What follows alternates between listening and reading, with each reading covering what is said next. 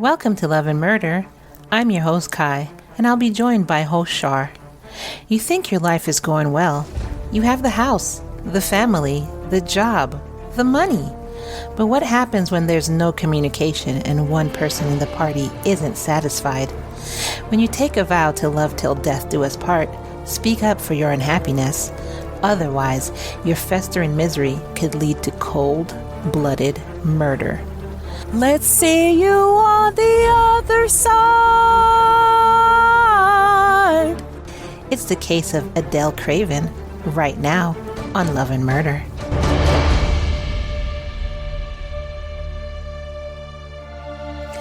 Good evening, everyone. Welcome to a new episode of Love and Murder, the weekly true crime podcast discussing relationships gone terribly wrong. And when I say terribly wrong, how wrong do I mean? You mean dead wrong. Dead wrong. D-E-D. So dead we take out the A.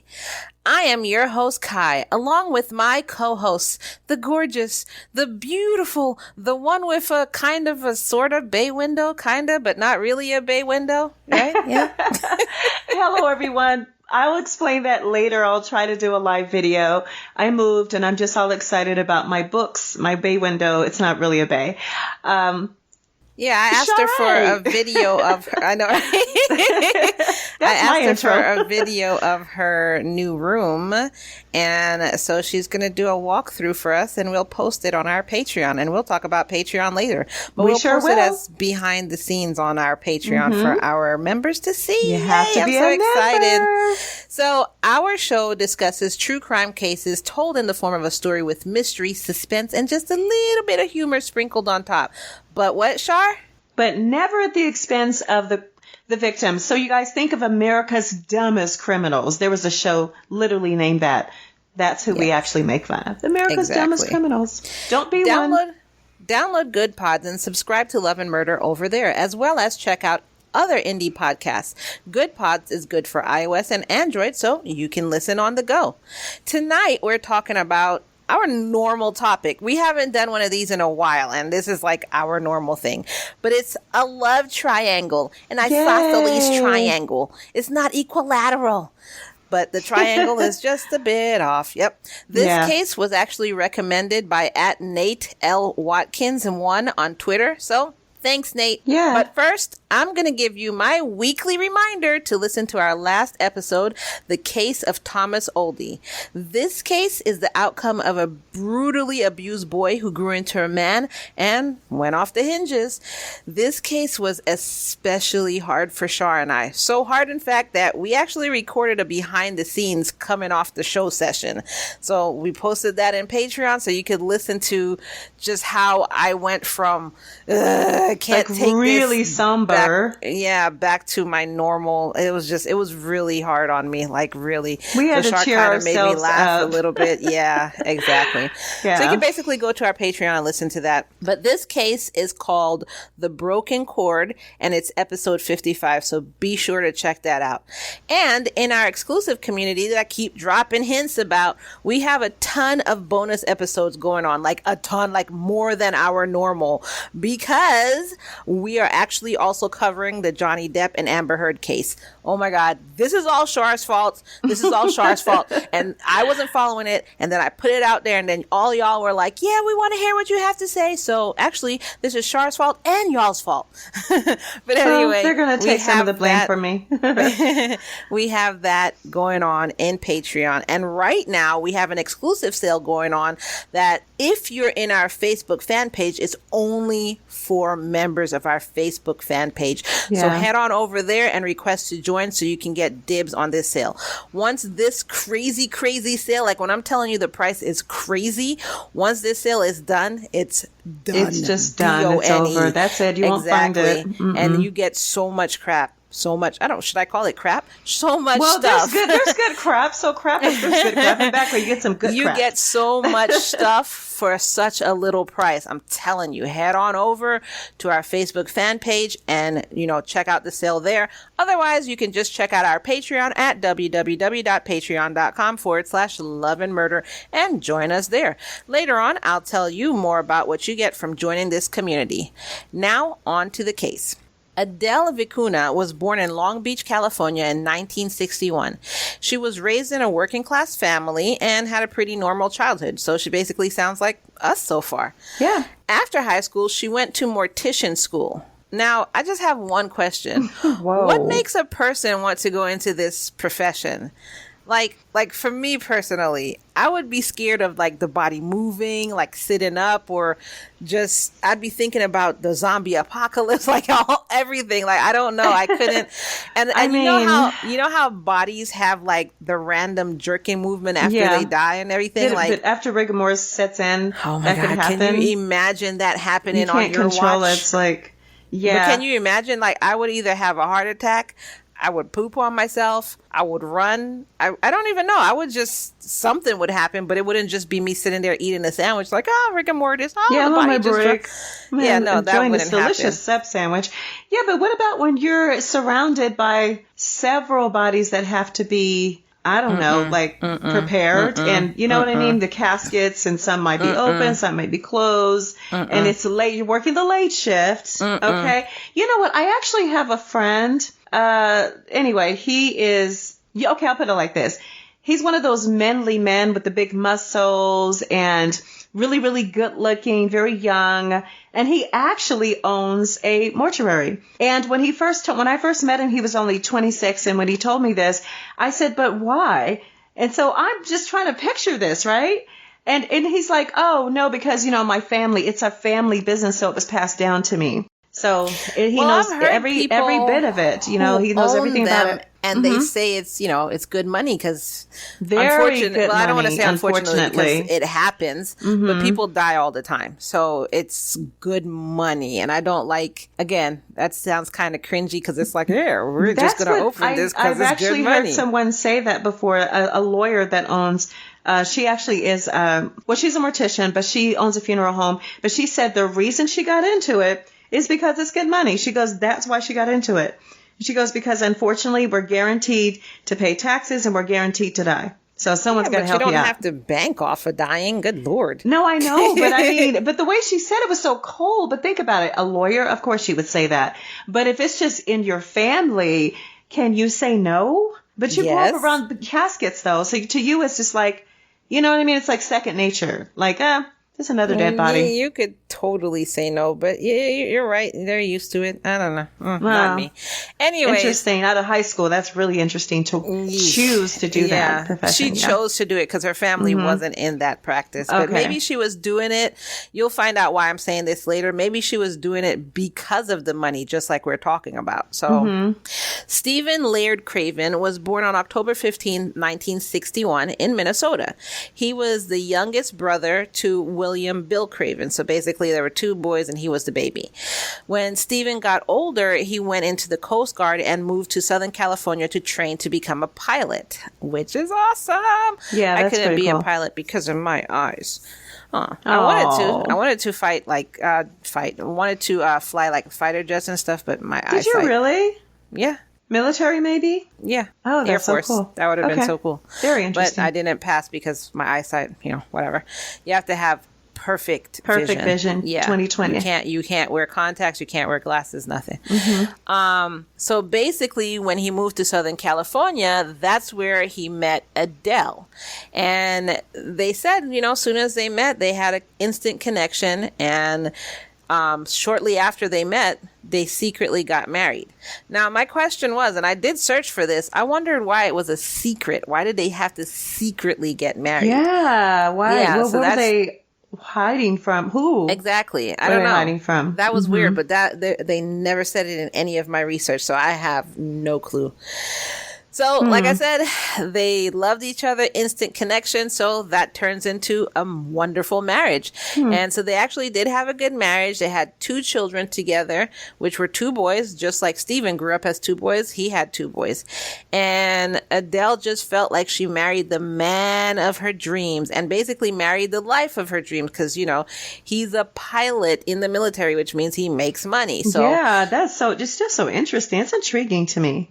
It really is. Which is why I was saying that's probably why she just randomly went into becoming a mortician, because it's money. So maybe that was the life that she dreamed of, having a life of luxury, money, and everything like that. In 1999, sometime after their second child was born, Stephen actually changed jobs so he could spend more time with his family. Because I guess in the military, you know, as a pilot, he wasn't really home that much. When you're in the military, period, you're not home that much. Right. And it's probably different, like even more time away if you're a pilot. So he decided to change jobs, and he went from working from the for the Coast Guard to flying for Delta Airlines, which in my opinion isn't that much of a change, because commercial pilots are barely home either. So I don't exactly. Maybe they're home more than the military, but that doesn't seem like a lot of change to me. Exactly. It's more like if you wanted to be home, it's like you go from the Coast Guard to being an accountant or something. Then you're home all the time. Like, I'm definitely going to be home after 5. Yeah, like something. Yeah, but a pilot to a pilot is like, okay, we're still not seeing you. But anyway, when that happened, they moved from California to Edgewood, Kentucky. We love you, Kentucky. We do. We just want to know what's out there. That's all. Like, it's just, out in those woods. I have family in Kentucky area. I mean, it's the scenery's nice. I guess I'm just not a. You know what? Let me shut up before we lose listeners. I know. We could lose like 30 subscribers. Sorry. In the spring of 2000, the marriage started actually breaking down, and, you know, they started arguing, which is what usually happens when a marriage breaks down. Yeah. Stephen said that Adele spent too much money, and Adele complained that Stephen wanted sex too much. A husband that wants sex too much. Imagine that. Especially as newlyweds. They're not newlyweds. They're like 11 years in, and he's still into her. 11 years in? Oh. Yeah, and he's into her, and she's complaining that her husband is into her. Okay, so once again, a husband that's into you a decade later. Like, is this like, a problem? Really? I'm right? That's a complaint? I mean, we're upset, are we? I don't know. I would be like so surprised, actually, and flattered. Would be happy. I would. I'd be surprised because you're damn near 90, right? In 10 years. And you'd be surprised because I'm damn near 90, she says, and my sex life is always on hot. Ew. There's a time when you gotta hang that up. If I had one, it'd be on hot. Yeah. I can't picture a 90-year-old. Anyways. Okay, neither can I. Let's think of something more pleasant right now. But yeah, that's too bad. She just wasn't feeling that for whatever reason. I guess she was just, if you're done with the person in your heart, which who knows why she just suddenly is done with him. But I guess if you're done with the person in your heart, them asking for sex even once is like, ew. You know, I don't know. Yeah, but if you're still hotly, if there was that word hot, if you're madly in love with your husband or your wife, I think you would welcome it. I think it's just when, like you said, when you're starting to feel resentment of some sort. You know, and discord. Which I would love to find out what the breakdown of their marriage was, because they had a great marriage, and then suddenly it's just. And the only thing I could see is he changed careers and they changed locations. So I don't know. You know what? Maybe the marriage was working because absence makes the heart grow fonder. So he was gone a lot. So every time he came back, it was like, oh, baby, Stephen, you're back. And then he would leave again. And maybe now that he's home a little bit more. Yeah. Because remember they got married really quickly. So they didn't really get to know each other. And then his job had him away. So again, didn't really get to know each other. So now that he's home a little bit more. Can you go someplace? It probably started. Maybe she just realized, I just realized how you chew your food and it annoys me. Like, oh my God. Yeah. Like something like that. Maybe that's what we are just speculating here. This is speculation, guys. We're going to get in deeper. We'll find out what happened. But honestly, we have to speculate sometimes. We won't find out why the marriage went down. But that's why we're speculating. I looked everywhere. They didn't say it. So you're kidding. There was nothing else out there? There's nothing that said what was the breakdown of their marriage. That is odd. Okay.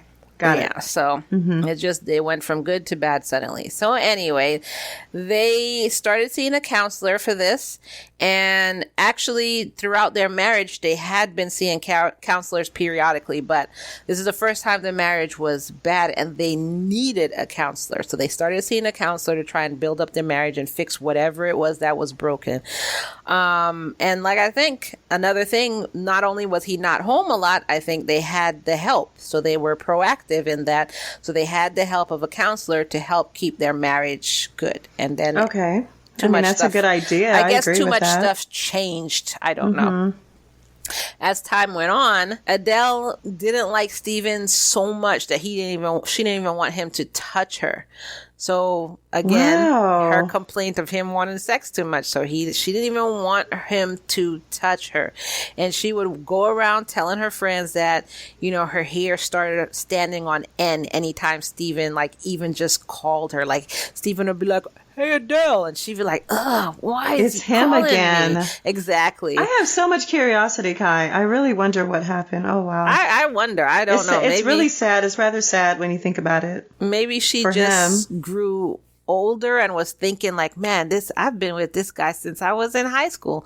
Like, hearing you talk, that's something, not saying you would do this, but hearing some of the stories you've told, that sounds like something that some women would do. Like, I've been with this same guy for 10 years and I never got to see what was out there. So maybe it could have been that. I have no idea. Or maybe it could have been that just, he's home too much now.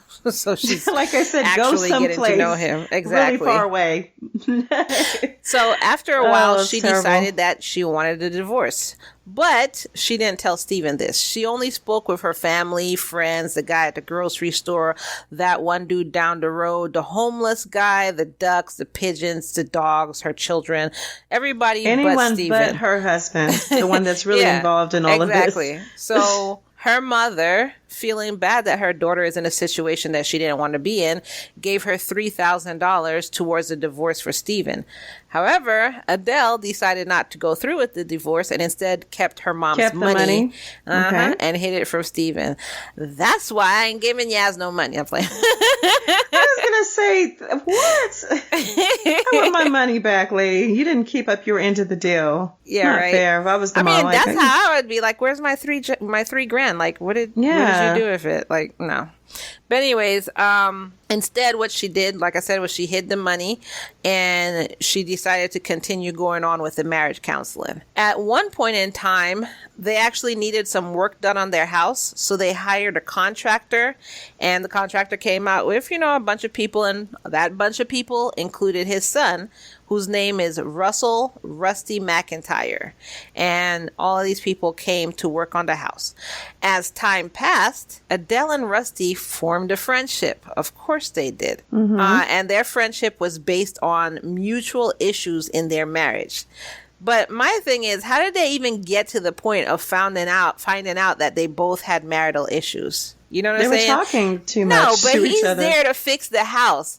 Yeah. Why are you discussing your marriage with him? Exactly. You should be telling him, no, I want that window. Move this over that way. Exactly. Yeah. Like, why are you talking about your marriage to the point that you both know that you have issues in your marriage? So now it's kind of getting fishy. And why just him? There was other people there. Why just him? You know what I'm saying? Exactly. In the meantime, while her and Rusty are friends, Adele continued going to marriage counseling with her husband. And surprisingly, it seemed like everything was getting better in their marriage. It would look like it was turning into like the old days when she actually loved and cared about her husband and sex wasn't too much. So it did look like it was getting better. Now, on July 12, 2000, because Stephen and Adele were planning for an upcoming vacation, Stephen called in sick to work. And the reason he called in sick to work was so that he could stay home to start getting everything ready. The whole call in sick to work routine. Hey, I'm not feeling that well. Can I call in sick today? Oh yeah, sure. You don't call in sick a lot. You can stay home. Hang up the phone and it's like, wow, yeah, football. Did you have a flashback? Why would I have a flashback about football? No. I would just be like, I'm not coming in. I just put in my PTO and not come in. What you going to say? I'm not going to tell you I feel sick. I'm just not coming. Anyways, would you do that? Call in sick even if you're not sick? I've done it plenty of times. Why not? Wow. Yeah. What a douchebag. I mean, that's the oldest trick in the book. Come on, I didn't invent it. I know. So I guess also he felt like, hey, I'm off anyway. So he called a friend in New York so that they can go see a Broadway show. Mm-hmm. Now, he's a pilot. So you can imagine that he flies for free. Can you imagine that, Char? I would never be home. I know. I would love every moment. Oh my God! Let's go have lunch in Paris. Taking a trip from Kentucky to New York because he wanted to see a Broadway show. That's so much class. I love it, man. So anyway, he talked to Adele about it, and she was completely fine with it, and she let him go. The next day, Adele came home from running errands, and quote, "The front door is standing open, and there's a light in the office, and my husband is supposed to be in New York." End quote. So, with this, seriously, you think your husband's in New York, you come home, you went to the grocery store, dropped off the kids, whatever, you came home, and your front door is wide open. And then you see a light on in the office. Nervous. Who's in there? Nobody's supposed to be home. Right. So anyway, she went to a neighbor's house. Actually, she ran to the neighbor's house and she called 911 and she told the 911 operator that she thinks someone was in her house, possibly robbing it. Cliffhanger Ky's back with your reminder to subscribe so that you don't miss an episode, and we'd be ever so grateful if you could leave us a 5-star review on the platform of your choice. Also, come on over and join us at our exclusive L&M community on Patreon at www.patreon.com/love-and-murder. Once you become a subscriber, you get access to commercial-free episodes, so you already know you don't have to listen to stuff like this: Crazy Crime Corner, Love Obsessions, Serial Killer Corner, Relationship Advice, Ky and Char's life stories, because you're interested in our life, behind the scenes, and so much more. Right now, we have some amazing content ready for you to listen to. We also have a sale going on to become a subscriber, but it's only being run in our Facebook group. So if you want in, head on over to Love and Murder fan page in Facebook. You can get the link in the show notes below. This sale is exclusive and ends soon, so request access to the group now. If you don't want any parts of this sale, which I don't know why you wouldn't, then just become a subscriber to our Patreon directly at www.patreon.com/love-and-murder. And if you're listening to this on YouTube, we'll give you 5 seconds to subscribe. 1, 2, 3, 4, 5. Thanks for being a subscriber and hitting that notification bell. And now, back to the show. When police arrived, they searched the house and found some items out of place. So they just looked around and it just looked like somebody moved a towel from here to there and flipped over the table and, Flipped over the table? I'm just saying, it just looked like, Was there foul play type of look? It looked like she was trying to clean or... Okay. So let me put it this way. It was trying to look a certain way, but it didn't look that way. Instead, It just looked like somebody, bumped into a table or flipped the table over, moved a towel from one place to the next, put the glass on the floor. It just looked like, okay. So kind of staged, maybe. Okay, yeah. Mm-hmm. As they continued searching, they found Stephen's body in the basement, face down in a pool of blood. They also saw that he'd been beaten badly and shot 3 times in the head. What? When they went to tell Adele, she started crying. But the tears were about as real as Amber Heard's, allegedly. And this turned out to be a red flag to police. So, of course, they started an investigation. It was turned over to Detective Wayne Wallace to lead the investigation. During the investigation, now check this out, Char. During the investigation, a random patrol guy came up to Detective Wallace and said that not too long ago, he had caught Rusty and Adele having sex in the back of Rusty's truck behind a local church. Oh, that's juicy. Now, when police had questioned Adele, she had not told them anything about Rusty. She not said, I was in a relationship with Rusty. She didn't mention Rusty at all. So this was kind of interesting that this is now coming up. Yeah. So, of course, being a good detective, he went and called up Adele. He was like, hey, yeah, we don't have any leads in the case yet. Is there anything that maybe you can tell us? Maybe you forgot to tell us anything at all that you could remember about that day or leading up to this day? Or is there anybody that just, really has it out for your husband or anything like that? And she was like, no, I can't think of, I think I told you everything that happened that day. And I can't think of anybody who would hate my husband. He was such a sweet guy. Everybody loved him.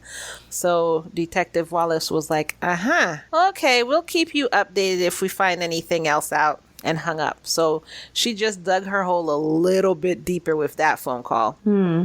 So part of the investigation was, they searched Adele's car. They were just telling her, they told her, not that, we're actually considering you as a suspect, but they told her that this is just routine. We searched the house, we searched the car. Maybe the thieves left something in the car, or fingerprints on the car as they were running away or whatever. You know what I'm saying? So they searched her car. But when they searched her car, they discovered that she had her passport in there. She had a folder that had birth certificates in there of her and the children. She had other paperwork for the children. She had a bag with makeup in it.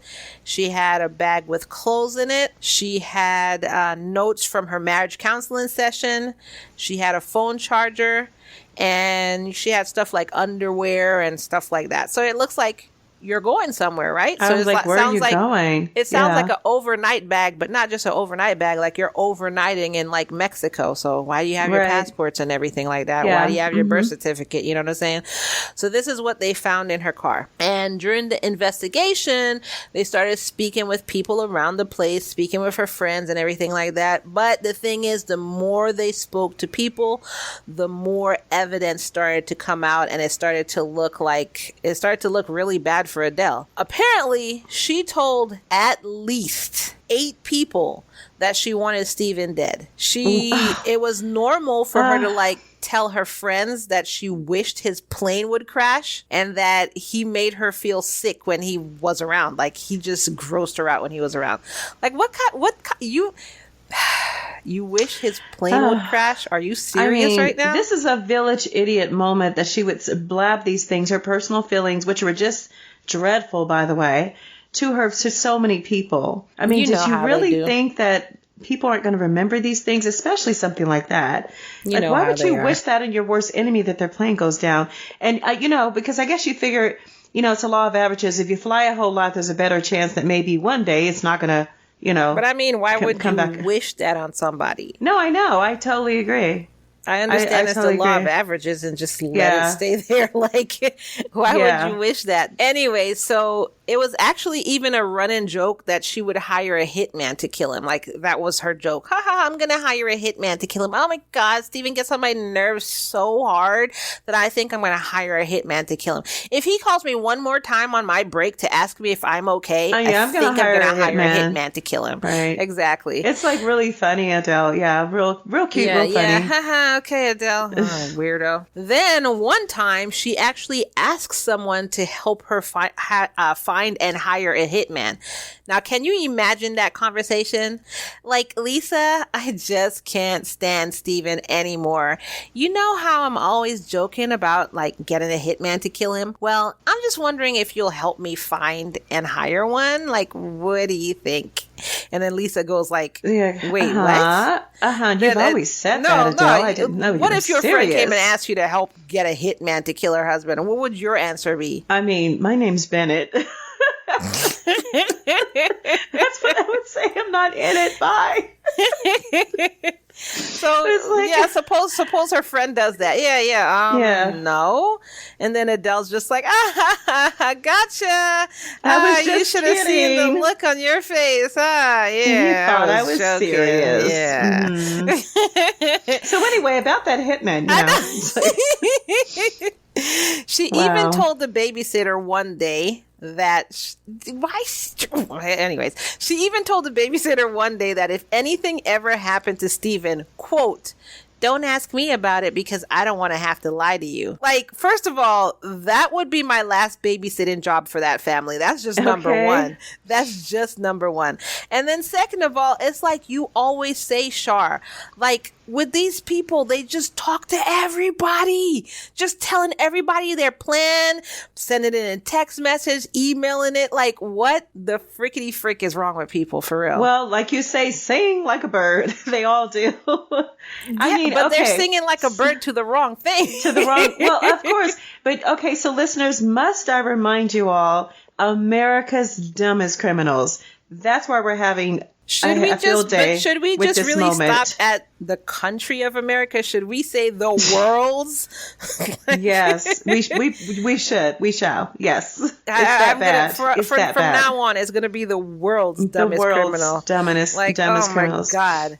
Yeah. So of course, not just America. Of course, with all of that piling up against her, she is suspect numero uno. And she was arrested. Idiot. And it was only 8 days after the murder. It wasn't even like weeks where they investigated. I thought you were going to say 8 minutes or something. Because the way she was talking. That would be some great detective work. Yeah. The way she was talking. Open and shut case, Johnson.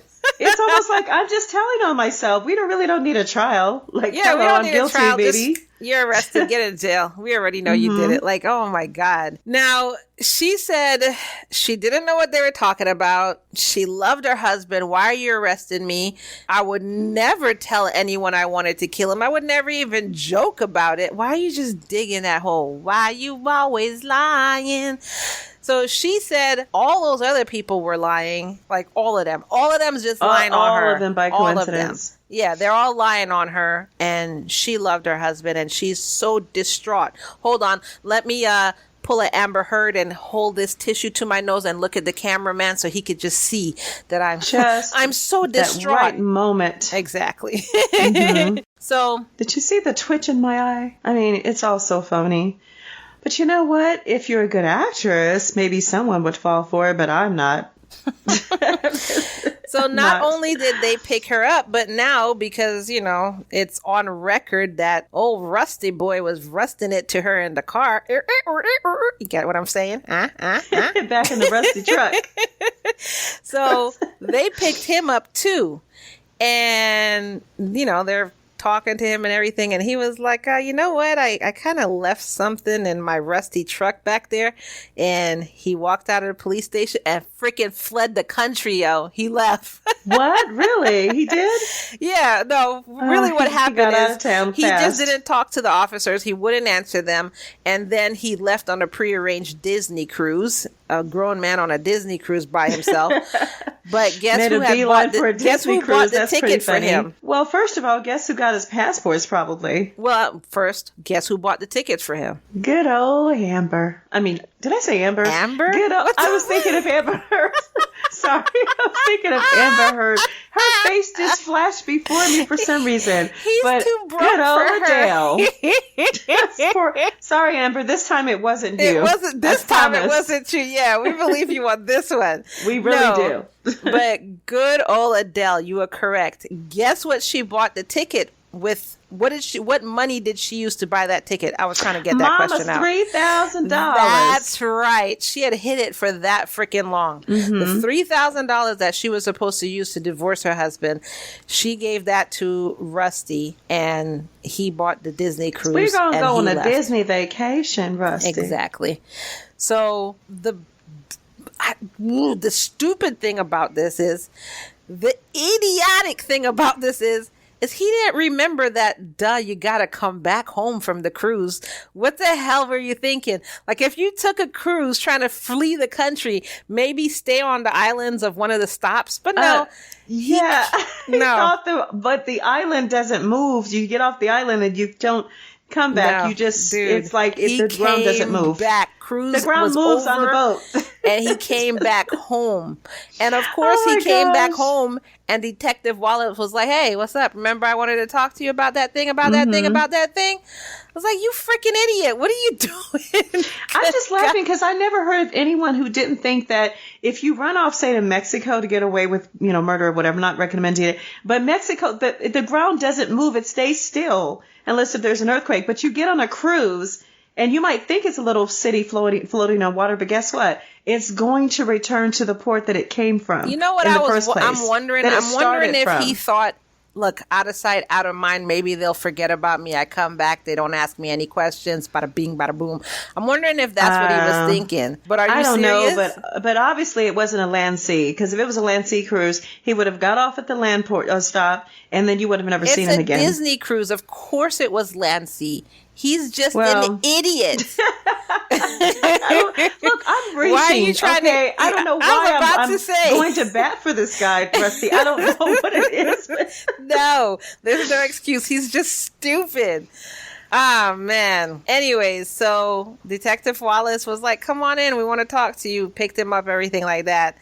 And he was like, Rusty, got something to tell me? And what Rusty was like, shit. I just got off a Disney cruise, man. Saw Mickey Mouse, some sun laying on the deck and everything like that. I can't lie to you anymore, man. And he sang like a bird. When I say he sang like a bird, there were like 3 birds there singing together. He told everything. Dude, choir. He actually was wearing our shirt, sang like a bird while he was doing it. But that's something they have in common, though. No wonder those two were together, he and Adele. They just sang together in the same choir. Oh, good Lord. Rusty said that he and Adele had been having an affair, which Detective Wallace was like, duh. Anyways, he said they had been having the affair this whole time, and it actually started. Why would I say it started weird? It actually started a short while after he and his father started working on her house. It's just like they just clicked over the fact that both of them had problems in their marriage, which again, I'm asking, how did you get to that freaking conversation? Yeah, but the pool boy does worse. So it's kind of like that. The pool boy, the handyman. The pool boy has been there for about a year. And also he's probably walking around in the banana, what do they call it? A banana hammock? Right. Whereas this guy, he literally just got to the house following his dad, by the way, and, fixing a wall or something, and he's fully clothed. But you know what? Some people like that tool belt look. So maybe, I don't know. But again, why just sexy. Him? There's like 9 other dudes with the same look. Why did she zero in on him? How about nobody? You're married. I mean, can y'all hear my cats in the background fighting? No, I can't. Oh, they stopped. Anyways, I mean, I agree. You're married, don't look at anybody. But my thing is, if you are going to look at somebody, why did she zero in on him and just be like, oh, he felt like we had so much in common. So anyways, he also said that he loved her so very, very much. And she felt like she was his soulmate.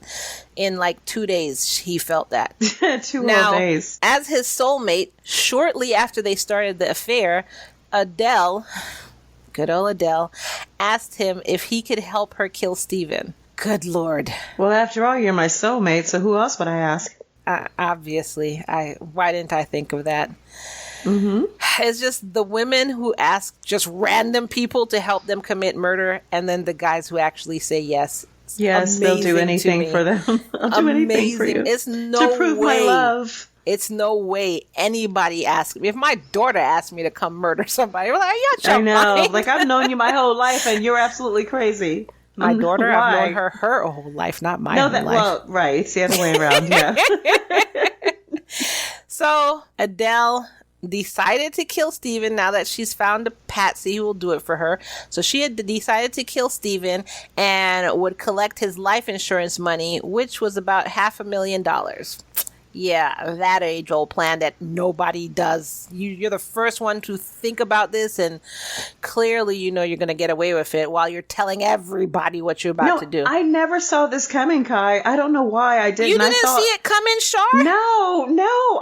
I'm thinking that she literally killed this man or had him killed just so that because she loved the sex and compassion she was getting from Rusty, and she wasn't getting that in her marriage, and she didn't know how to tell her husband that she no longer wanted to be his wife.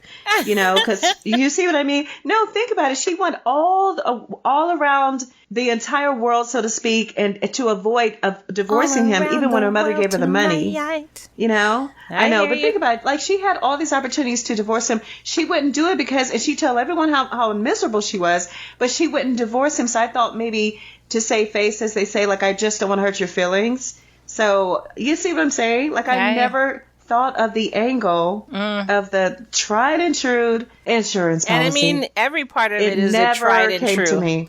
We'll kill him for the insurance money, and then you and I will take the insurance money and start a new life together. Like, that hasn't Mexico. been told, like, on a Disney cruise, times. You're going to start a new life together. On a Disney cruise, yeah. So, although Rusty said he'll help her, he couldn't face doing the murder himself. I'll help you kill him, but I can't really kill him. So, I'll find somebody to help us. Let's bring one more person into the mix. What's one more person? I mean, So, he hired someone he knew, which was a construction worker named Ron Pryor. Adele and Rusty offered him $15,000 to kill Stephen, and Ron was like, okay, when do I start?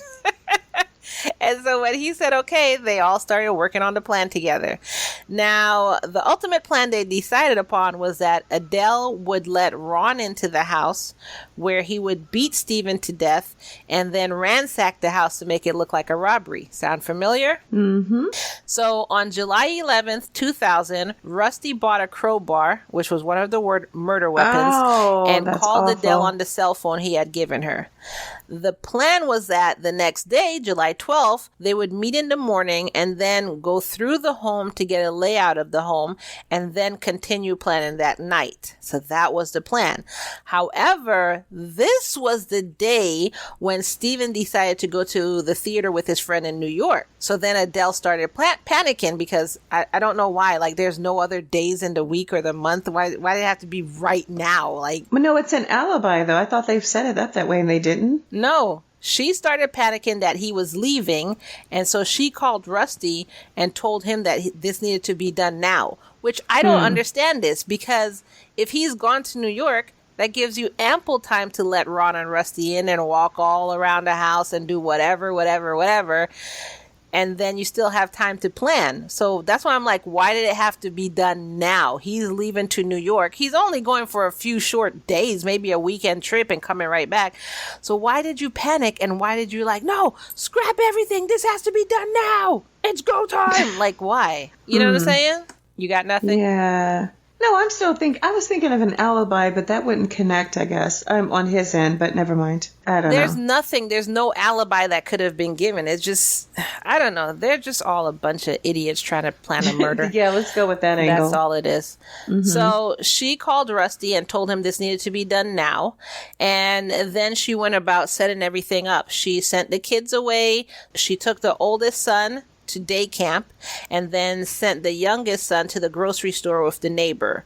So she just wanted them out of the house. And then Rusty came over and he pretended that he came over to work on something in the basement, which actually wasn't out of the norm because him and his father did that a lot. Like if they needed to get something done or a part came in or whatever, they just came over out of the blue like, hey, we need to get into the basement and fix XYZ. So that was normal. Now, Ron, at one point in time. So Ron at first was hiding in the truck when Rusty had pulled up. He was just laying low in the truck or whatever. And so at one point in time when Rusty was going back and forth to the truck, Ron came in with him and then hid in the basement. but he hid in a specific area in the basement that Adele had set up for him, which it had like this mirror set at an angle so he could see when Stephen had come into the basement and he was in the position that he needed to be in. So that's how... that is so creepy. I'm picturing this. Oh, isn't it? Yes. I see your body go that way. So let's do... Oh, gosh. Exactly. Like premeditation much? Yeah, seriously it is. So that's how Ron knew where to go. Okay. So he's now hiding in the basement and everything like that.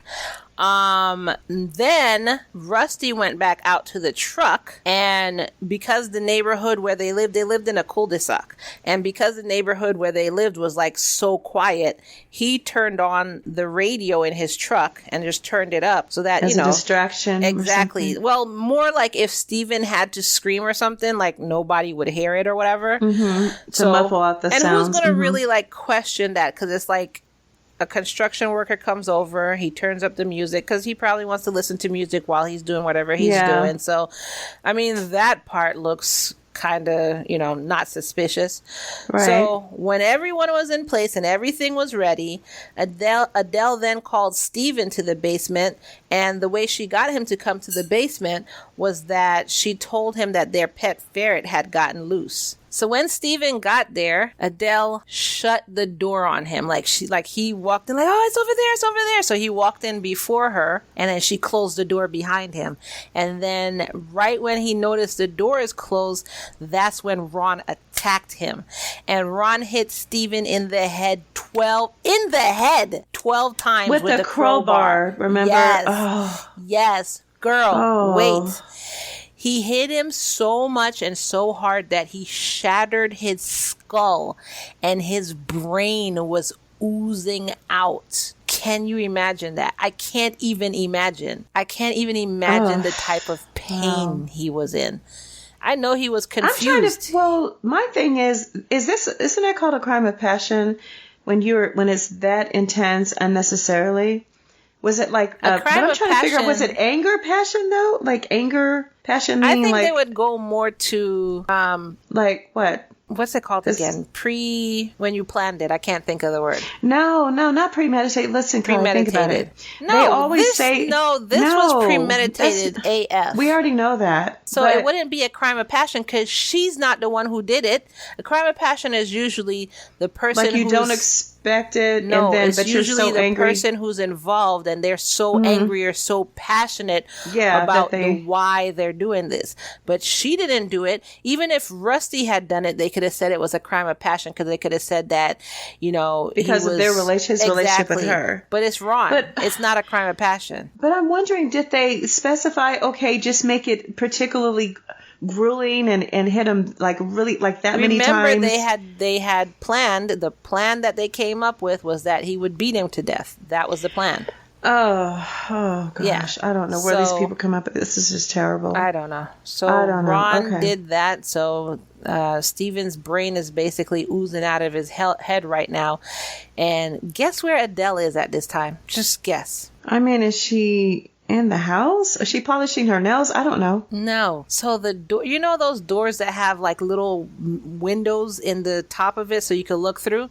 That's how their garage door is. So she's standing outside the garage looking in, watching this happening. Yes. What? Yes. Sadistically. Girl. She's probably enjoying it. So then after this, he's dead or whatever. They went by Rusty's truck, and Adele, I guess she went in to look, and she saw that Stephen was still breathing, and one of his arms was twitching. That's awful. Exactly. No. So he's like in a pool of blood, which is the blood from his head, and he's still breathing, and his arm is twitching, and so she went back in the house, and she got the handgun, the family handgun, which was a .33 caliber Smith & Wesson.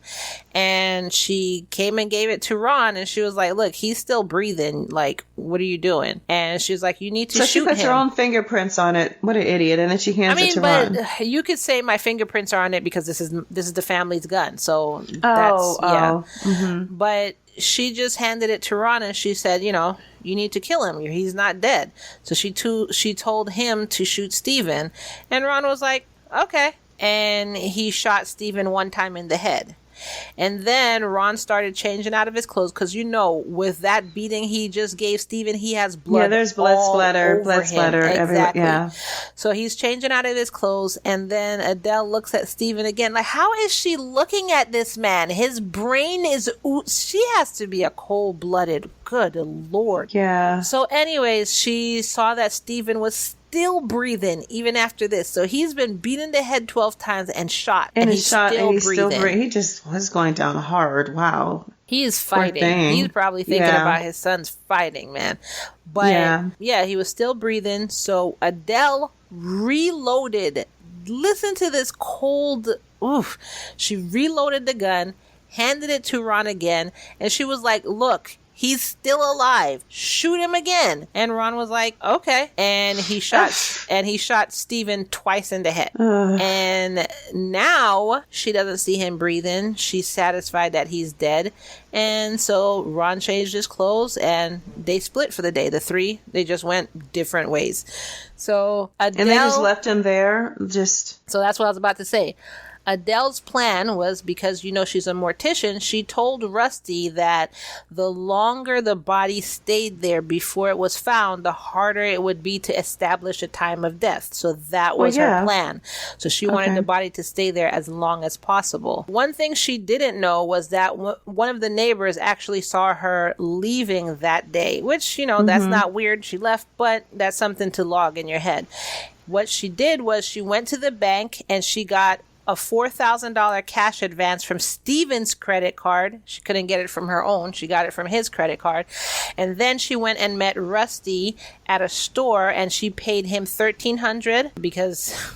Is that the going rate for boyfriends that kill husbands? Check it out why she did this. His cell phone bill was late. So she paid his cell phone bill, which was $1,300 and some change.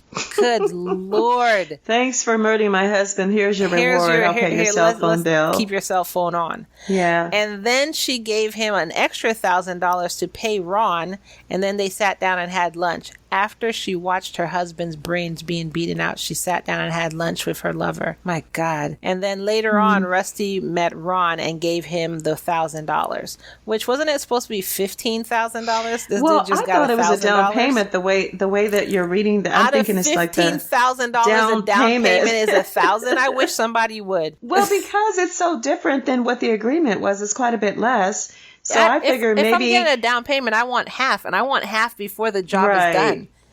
You ain't going to jib me $1,000. Are you serious? And lunch? Don't forget lunch was included. No, that wasn't Ron. That was Rusty. So Ron, who actually did the deed, he just got the money. He didn't even get lunch. He was like, hey, they're just like, bye. They're like, is that a doggy bag you have in your car? They were like, yeah. Right. He was like, you mind? Can I have some? They said, look, we gave you $1,000. Push off. Well, you work up an appetite beating someone in the head 12 times with crowbar. Can you imagine? Ugh.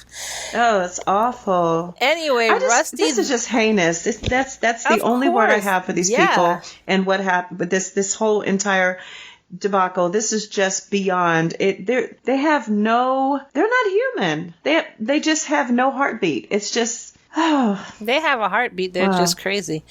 But remember, this is all Rusty telling this crap now. This is him just, bleh. This is what happened. So he also told investigators that he disposed of the bloody clothes and the murder weapons at a garbage station. So just a random trash place. So by this time, it was like I think it was a garbage transfer station.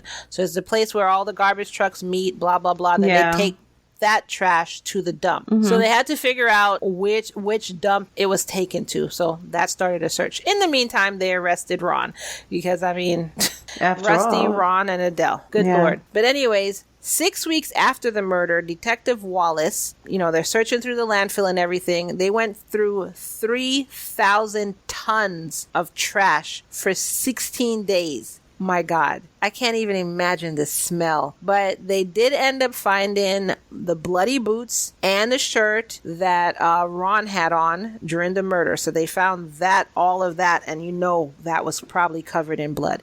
So they took. But don't you find that amazing when the investigators go to a landfill? As much trash is dumped every day. I mean, and but the if big you piles, have and they a literally reason will find... as to why you want to find this, you're gonna find it. Like if you were just thinking that your husband was cheating on you and you were really fixated on, I'm going to find this bitch. And for some reason he threw away the bed sheets and that's what you wanted to find, you would go through the dump too. I don't know why you would want to find that, but whatever. But anyway, so they found all that. They took it to the lab for DNA testing, and it did confirm that the shirt and boots were covered in Stephen's blood. Rusty also told police where he threw away the bullets, and they went and found the bullets, and the ballistic tests matched the ones. Like, these bullets were the ones that were found in Stephen's body. However, the crowbar and the gun were never found. So, I don't know what happened to that. You have to find the gun. You have to find the murder weapon. Those are the two murder weapons. I mean, they have so much evidence. I don't really think you need them. It would be good. It would just be DNA the cherry evidence on top. No, the blood evidence, the DNA in the shirt is not enough. They have to find a murder weapon. And both murder weapons were not found. They have somebody singing like a bird right now. They have exactly where he said it was going to be. They found the bloody boots. They found the shirt. They found the bullet. I mean, what more do you want? Well, why was he giving so much information? Do you think that they offered him a deal or something? Does it say that? No, they literally said, Rusty, you got something for us? And Rusty was like, I sure do. Exactly. Everything. That's all that happened. Here it goes. That's all that happened. They didn't offer him a deal or anything. Oh my God. Okay. So I don't want our fans and listeners to think that I'm cheering on the bad guy and, rooting for him to get away. I'm not. I'm just trying to understand the human psyche of how people make the decisions that they do. That's like in these murders. That's where I'm digging into on this end. Please don't think I'm like, yeah, but you could have did this and got away with it. Why did you say so much? I just don't get it. Why? Don't you think that kind of to yourself? That's part of our podcast. We're always trying to find out why these people did something. Yeah. And I just want to get in your head just a little bit. Our listeners understand the way we are. I don't want to sound uncompassionate about what this man went through, Stephen. It's just terrible. Yeah. But I'm just like, but you said everything you could say, Rusty. You said everything. And, they both did. All of them did. All three of them. Yeah. So Three Musketeers, with right? all this evidence, they went to trial, and the court was basically demanding the death penalty against all three of them. However, a judge, nobody knows why, actually split up the cases. No. He split up the cases instead of just doing it one case with all three of them. So they had separate trials. Ron was tried in April 2002 in Kenton County Circuit Court, and a jury sentenced him to death. Rusty was also sentenced to death. Adele hired an aggressive attorney. They successfully fought to change the venue to Lexington, Kentucky. And then in her defense, she took to the stand, and in her defense, she said, no. Rusty was lying through his teeth, and the real story is, yes, she was in an affair with Rusty or whatever, but then she decided that, with everything going great in her marriage, suddenly with the counseling and everything, she decided that she was so bad in having an affair, she shouldn't have ever done this to her husband. The guilt was racking her, and so she ended the affair with Rusty, and she ended the affair before the murder. But she still wanted to be friends because I am such a good person like that. I still wanted to be friends with him because I didn't want him to feel hurt. So me and my husband, Stephen, we were just trying to get our life back together. We were trying to get our relationship back on track and just be a family like we used to be. And then Rusty just couldn't take it. I'm so gorgeous and I'm so beautiful and I'm just so trusting, and he just couldn't take it. He's so in love with me. And he has emotional problems. I don't know if you know this, jury, but he has emotional problems, and he was actually off of his antidepressants at that time. So he was just so emotional, and he just had an emotional, angry outburst. And one time he choked an employee that he worked with. He just out of nowhere. I'm just telling you, I knew he was a dangerous man. And so one day, I guess what happened is I was out and my husband was home. My poor husband, he was home. And, because Rusty worked in the basement. He had access to our house, so he can get in there. And so he probably came in the house and he went to our gun closets. I don't know how he knew exactly where our gun was, but maybe that's just part of being a carpenter. You case the joint and you know where everything is in your client's house. So he knew exactly where the gun was, and he went to the gun closet, and even though it was locked, he found a way to pick the lock without breaking it, and he opened the gun closet and got the gun. He got our gun. My poor husband. And then he went and bought 2 crowbars. I don't know how I know this, that he actually went the night before and bought 2 crowbars, but I know this. He bought 2 crowbars at Home Depot, and then him and Ron decided to gang up on my husband together. And I was out of the house at the time. I wouldn't have sat there watching this. Are you insane? I'm so delicate. I wouldn't have watched it, but I was actually out of the house at the time getting my youngest son from our neighbor. This is her defense. And she said, bravo, Ky. You do get the Academy Award. That was very intriguing. Thank you. I'd like to thank Amber Heard. Does she want to make a speech? Right. She absolutely wants to. As a matter of fact, she is gifting her award to Amber Heard. Amber, do you have any words? Without Amber As Heard, her mentor, I wouldn't have known how to act during this. Let me stop. Anyways, so she also said that although Stephen was a very quote-unquote structured person, and, you know, he complained about my weight at time. She's only 125 pounds, and her husband complained about her weight. Yeah, right. And he complained about my spending habits. I still loved him so much, and I would never have killed him. So she also called, her lawyer, let me not say she did it. Her lawyer called a 14-year-old neighbor to the stand, and she testified that she saw Stephen standing in the doorway of his house at 10:50 a.m. And this was on the day that he was murdered. So she's like, yeah, I saw him standing in the doorway. Like, okay, yeah, so that's what being dead is. 1 second you're alive and the next second you're dead. So just because you saw him standing up at his door at 10:50 a.m. But anyway, that would mean that Stephen's death was about an hour later than when the prosecution said, when they said, okay, so he probably died at 9:50, for instance, and then the girl is saying he was there. She saw him at the door at 10:50, so that kind of threw off the timeline. But again, this was Adele's plan. That's why she waited so long. As a mortician, she knew about that. So, as her lawyer, I would have said, I mean, as you know, as the prosecution's lawyer, I would have said that she knows how to do this thing. This is her job. She knows how. Well, you would think that would be so obvious if you were really digging a little bit into her life and what she does, and you know what I mean. It's kind of like, yeah, she would know this. They didn't. Well, I don't know. You would think, but who knows? Who knows if they said that? Maybe it would have been something like would be like hearsay or speculation really or hearsay, something like that. Or maybe they would have said speculation. You know, objection, Your Honor, speculation. So it's. I don't know, but it basically still put it into question or whatever. So the trial ran for 7 weeks, and it was a bunch of defense antics that went, no, kind of like the trial we're watching now. And it actually resulted in a hung jury. So the jury couldn't say whether she did it or whether she didn't. Or not.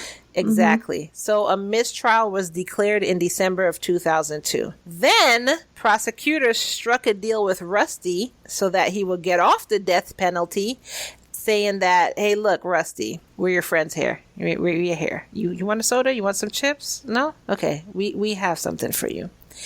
If you testify against Adele, you're going to get off of death, and listen to us now, hear us out. We'll give you life with a possibility of parole in 25 years. 30 years. Oh, I was close. Yeah, you were close.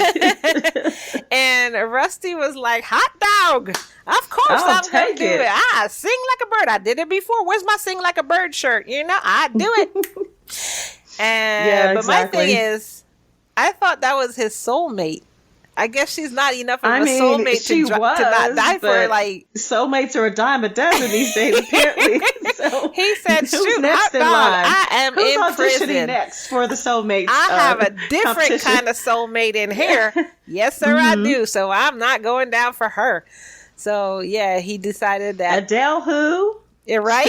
Adele. Yeah. That name sounds kind of like familiar. Adele. Is it that singer chick, the Adele? Is that what I'm thinking? Is that who it is? The one that's on the Grammys. So he took the deal. So he got off a death penalty, and now he's in prison for life. And she got appointed 2 new attorneys. So now she doesn't have her cutthroat attorneys anymore. So she got appointed 2 new attorneys. And in January of 2004, she was tried again for murder, and they tried it again in Lexington, Kentucky. Then on February 19th, 2004, this is after 6 weeks of the trial and everything like that, Adele actually requested to plead guilty to the murder because she wanted to avoid a possible death sentence. So she pled guilty to the murder and agreed to a life sentence instead. And she also, that was as good as it was going to get. That was like, okay. She her lawyers knew she was about to get death. Like, this is the second time you about to get death because the writing's on the wall. So she took that, and she also waived any future appeal, and so she was sentenced. So there's no possibility of ever getting out then? No. But I guess to her that was like, it's better than the death sentence. So now, wow, that was crazy how the twist was. Yeah, she almost got away though, practically. If it wasn't for those meddling kids. I know, it's always those meddling kids. Always. So right now, Adele is at the Kentucky Correctional Institution for Women in Pewee Valley. Wow. In Pewee Valley, Shelby County.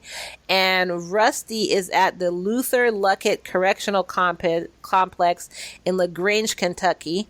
And he'll be available, he'll be available for parole or to apply for parole in 2025. That's in 3 years at the time of this recording. I added it up when you first said around 2000. 2 or 4 originally. So because that's already been almost 20 years. He can apply for. I wonder if they'll let him out though. They might say denied. I doubt it. And unshockingly, don't let them dig the case back up. Unshockingly, his wife filed for divorce. I mean, if she didn't light that road on fire trying to file for divorce, I don't know. Like, are you going to stand? I'll stand beside my husband.